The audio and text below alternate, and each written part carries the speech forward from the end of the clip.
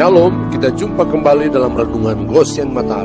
Haleluya, jemaat yang dikasihi dan diberkati Tuhan.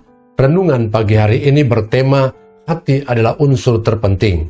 Bacaan firman terambil dari Amsal pasal 4 ayat 23 dalam terjemahan firman Allah yang hidup. Demikian firman Tuhan.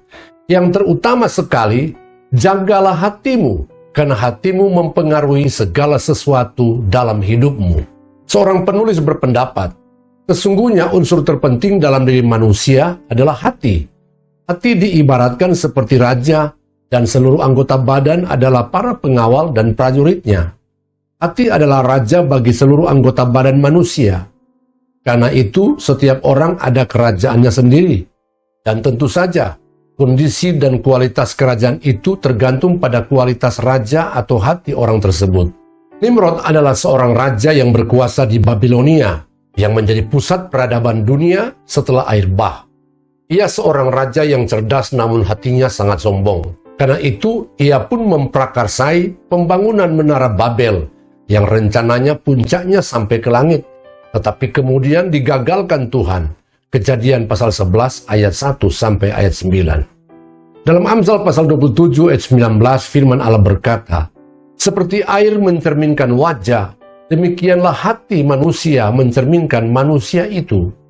Dalam Amsal 6 ayat 18, hati yang membuat rencana-rencana yang jahat, kaki yang segera lari menuju kejahatan. Jadi, sangat jelaslah bahwa hati kita memegang peranan yang sangat penting untuk terbangun dan berdirinya kerajaan diri kita sendiri. Ketika iblis bertahta dalam hati kita, maka iblis pun membangun kerajaannya dalam diri kita, yang membuat kita menderita dan binasa. Tuhan mau hancurkan kerajaan diri kita dan kerajaan yang dibangun oleh iblis. Dan Tuhan mau membangun kerajaan yang baru, yaitu kerajaan Allah, di mana Yesuslah yang menjadi rajanya. Ketika Tuhan mau membangun kerajaannya dalam hidup kita, diawali dengan perkataan Yesus yang sangat penting dan mendasar, yaitu bertobatlah. Matius 3 ayat yang kedua.